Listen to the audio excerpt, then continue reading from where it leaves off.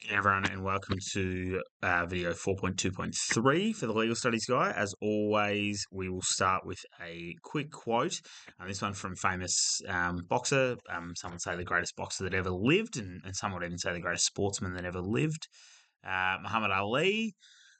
I know where I'm going and I know the truth, and I don't have to be what you want me to be. I'm free to be what I want. And those of you who might know the Muhammad Ali story might know that he was born Cassius Clay, converted to Islam, changed his name to Muhammad Ali, and actually, I think he was spent a little bit of time in prison as well for refusing to be conscripted into the American Army around the time of the Vietnam War, and very much push that message of, yeah, be who you want to be. I'm free to be me. Obviously had a lot of self-confidence as well, which helps. But yeah, just that reminder as you're going through year 12, don't lose track of who you are as a person. Don't lose track of what you value, what things you find interesting, what things you find fun, and keep doing those things. Prioritize time for those things. Try and be as free as possible to be what you want to be. So today we are looking at the role of the media. And the question we're going to be able to answer is, what role does media play in law reform? I can't stress that enough. So it's the role of the media in law reform. So this isn't an exercise in teaching you what the media is. It isn't an exercise in running through how TV works or what newspapers are. And you're not explaining what those things are. You're not explaining what the term media means. It's implied that we understand what media is. So when we're talking about media, we are talking about, because including social media, when we're talking about media, we're talking about everything like TV, newspapers, particularly these days, online newspapers, um, advertising, magazines, so many, different things that you can cover there. Radio would obviously be a traditional form of media as well. And then obviously social media. So when we talk social media, bring that back up. When we talk social media, very much the big ones there are X or Twitter, as it was formerly known, Facebook, Instagram are probably the big ones that we're talking about. And again, focusing on the role that they play in law reform, so in the area of changing the law. So starting back at that 4.2.1 dot point, let's say that you have identified something that you want to change the law on, and you've identified, say, a change in technology, or that you think the values in the community have changed. You then want to influence change in that law. Well, what role, and petitions, demonstrations that we looked at in 4.2.2, then what role can the media play in amplifying those issues? Our key skills are going to be analysed, which we'll talk about in the key skills section. So I've got two slides in here because I'm going to talk about social media and traditional media separately. Even though the question that you could get on an exam could be just analyze the impact of media on law reform. So if you just got a straight up question where it just said media, you'd be looking to really try and include both into an answer because both are listed in the study design. So traditional media, again, TV, radio, newspapers, magazines, other print media, etc., and all the things that come with that. And I've got a few in there, investigative journalism. The role that they play in law reform is very much about informing the public. So they're about making sure the public is aware that there is an issue, and the public are also aware of what needs to change in regards to that issue. A really good way that we could, and this will be the same for social media, a really good way that we could describe this is really the role of media is to spread the word or get the word, and this will come up later on when we're looking at past examination reports, get the word out there. It's about showing members of the community, because remember, Parliament is a representative body, so it's all about, they're not only going to reform the law if members of the community want the law reformed. And the role that media plays is to inform the public, to spread the word, to make sure that members of the community know that there are issues, and as a result, know that there might need to be changes in regards to issues. Media is often part of a broader mix of things that are influencing law reform. Very much so when we think about the fact that protests, for example, will be amplified by being put in newspapers or put on the news at night so that more people will learn about an issue. You know, a petition might get more signatures if there's advertising related to it, or if, again, that petition is amplified through a traditional media source. As a result, you're again trying to build community awareness, get more people involved, and encourage people to be involved in political action. What are our advantages of traditional media? If we did need to start thinking about its strengths and weaknesses, which might come into an analysis a little bit. Analysis isn't always advantages, disadvantages. Analysis is a little bit different to that. But we're thinking about these things like media reaches a large audience, it serves that educative function, and it's easily accessible. Most of us are consuming traditional media all the time. You'd probably say these days podcasts are probably more in the format of traditional media, like a version of radio, which I know a lot of young people consume as well. But there can be this idea that media can be biased. Media can have a certain lens. A lot of conservative people in Australia would say that, or do try and say that the ABC, for example, is biased towards the left wing of politics. And the ABC very much tries to take a centrist view. People more on the left wing of politics, who might read newspapers like The Guardian, would very much say that newspapers owned by News Corp, so the Herald Sun, for example, in Victoria, they would say that those newspapers are a little more biased towards conservative or right-wing views. So there is some issues with media and who owns the media and the views that they put forward.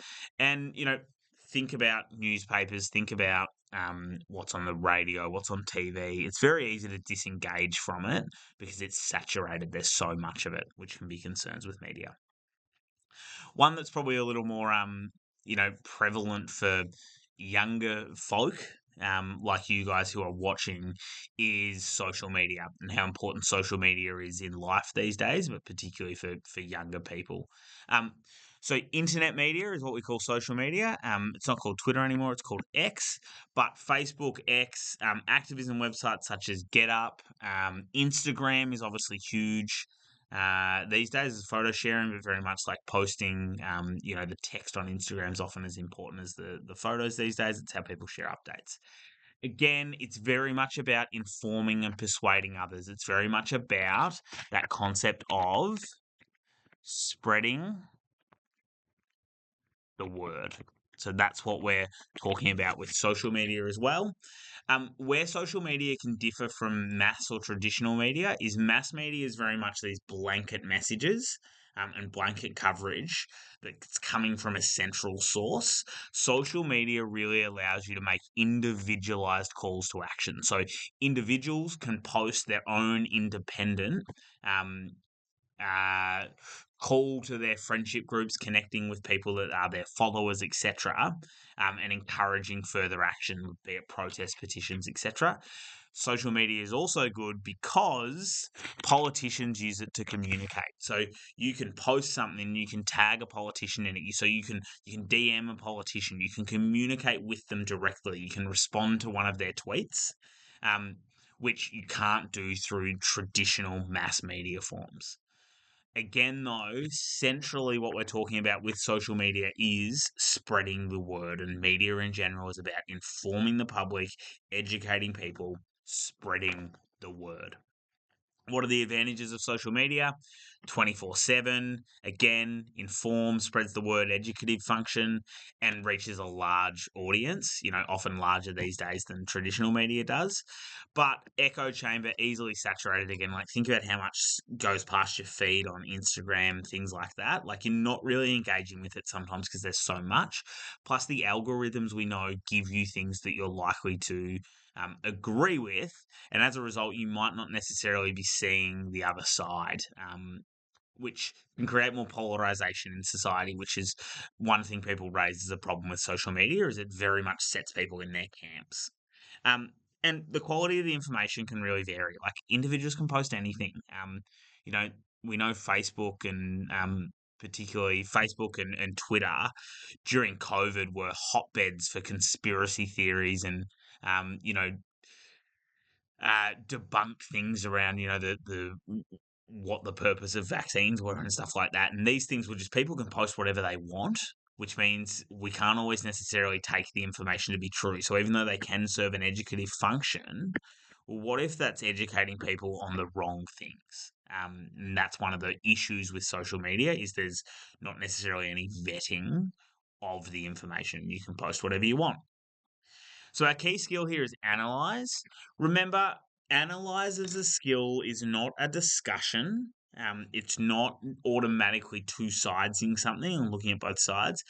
An analysis is looking into something in great depth. It's looking into something by analysing facts, by looking at issues in more detail. This could include putting forward contrasting views on something. A really good way to analyse something is to introduce examples. To show that you understand how the role of media and law reform, spreading the word, informing people, allowing communication with politicians, how it actually works in action. That's looking at something in more depth, and that's an analysis. So that's really key here is understanding that to analyze the role of the media, we need to be using examples. Um, and you'll see, the language that comes from the study design around what is an analysis includes, answers that say this can be seen. So if we are asked to talk about the role of the media, or analyze the role of the media, that's what would be a really good way to turn an explanation into analysis. Hey, the role of the media is this: it serves an educative function. It spreads the word about potential law reform issues. It helps more and more people be aware, and therefore more likely to support the change, which can lead Parliament to act because Parliament needs to be representative. This can be seen in, and I've got a couple of examples here. So this is a really recent example. Not a lot of sort of law reform action from this yet because it actually is only a month or so old. So there's likely to be hopefully more developments in this space as the year goes on, which is worthwhile putting it forward. But Four Corners is an ABC investigative journalism show, and it airs weekly. And some would say it's one of it's Australia's premier investigative journalism show, and it airs weekly, and it runs through generally in a 45-minute episode. Yeah, something that's not working so well, something that's gone wrong. And one of their recent episodes from literally about 6 weeks ago was highlighting issues in Australia's IVF sector, so in vitro fertilisation. Um, and shared stories of different families who've had issues with IVF, including like the wrong sperm being used. So people requesting a certain sperm and finding out later on that a different sperm was used. Lab contamination. One donor who had potentially 700 offspring. What the program did was the program identified that there's limited recourse for affected families. So there's not a lot of oversight of the industry, and companies can kind of do what they want. And if something goes wrong, there's nothing to really stop them. What they found, or the episode was able to show, was the body that regulates IVF treatment in Victoria, or in Australia, sorry, is actually an industry body. So it's set up by the main IVF organisations, and as a result, it doesn't really have any ability to sanction people for doing the wrong thing. It means, in a way, that the IVF system is a little bit unregulated. What the program has called for in terms of law reform, it's spread the word about these issues so that more people are aware of it, it informs and educates, and has called for better regulation of the industry. And the peak body's now completing a review and looking to develop uniform national IVF laws. So IVF laws are state by state. And that peak industry body, in a response to this, has been like, yeah, maybe we need to look at some uniform laws across the country. Um, the more pressure there is on the government to look at these things, to bring in uniform laws, because more and more people are aware because of this program, shows the impact that media can have on law reform. So that's very much a traditional media example. I've also got a social media example. And this is one that's really, really playing out in the news at the moment. And this is around raising the age of criminal responsibility from 10 to 14. Victoria's just announced, so Victoria announced last year that they were going to raise the age of criminal responsibility to 14. And they've just come out, more or less the day I'm filming this video, and said that they're backing away from that commitment and they might not do it. Hashtag Raise the Age is a website. It's a coordinated campaign that's been set up by a bunch of different organisations, and they've staffed it, that are trying to campaign and raise awareness, again, spread the word about this issue. And they're doing it primarily using social media. They are using other media. They're using radio. They're encouraging people to write to their local paper. They're encouraging people to, giving people the right language to use on TV, etc. But primarily using social media, utilizing things like hashtags, hashtag raise the age, and even requesting supporters post content and tag politicians. So they're saying, hey, this is what you need to put on your story, such as share a hashtag me at 10 and a picture of you as a 10-year-old to help spread awareness that, hey, when you were 10, when you were doing this, playing, reading, whatever it was, you could have been charged with a criminal offence. Tag your local MP in that. So this is an example of social media going beyond that mass media, just sort of here's the thing we want to teach you about, and turning into social media. Here's the thing we want to teach you about, and I'm speaking directly to the person who can actually change it, the politician. So the campaign website, which there's a link to later on, it includes a messaging guide, what language you should use, who you should tag in posts, so how you should use social media to spread the word. This is what an exam report said back in 2013 about use of the media. Well, use of media is about getting widespread understanding or knowledge of a need as the word can get out there. It is about spreading the word, newspapers, radios, social media, etc. If there's conflicting views, though, one of the weaknesses of media is members of parliament might not want to act because they might not feel there's general or broad consensus. So this is the idea that it can be a little bit of an echo chamber, or it can polarize things a little bit. But particularly this point here, we know that members of parliament now have presence on places like X, Facebook, etc. They go on TV shows like Q&A, and therefore we can communicate with them directly now as well. And there's a few sort of, I guess, weaknesses down here about the lower relevance these days of social media, for example. No matter how much you educate the public on a change, something that's more progressive, you might never change the views of people that are more conservative, etc. But yeah, just exactly what the examiners are looking to see in terms of the role of the media is very much around spreading the word. This is a potential practice question. With reference to an example, analyze the impact of media. And again, how I would structure that answer would be to explain the impact, so go through those key things that we talked about, educate, spread the word, and then drop in this can be seen. So bring in our example.